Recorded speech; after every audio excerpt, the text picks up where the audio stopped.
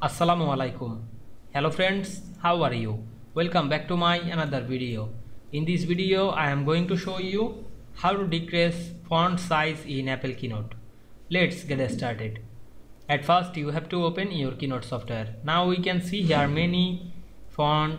Now I am select a text box, then click inside the text box, then select the text, click and drag on our mouse. Then go to the text menu and we can see here the font size option. Now I am decrease the size of the font. We can see we decrease the font size easily. You can use another way. Select the size, then write your size, then press enter. We can see we change the size easily. You can increase this size using this way.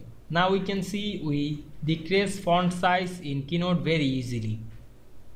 I hope you enjoyed my video. Please like, comment, share and subscribe my channel. Thanks for watching.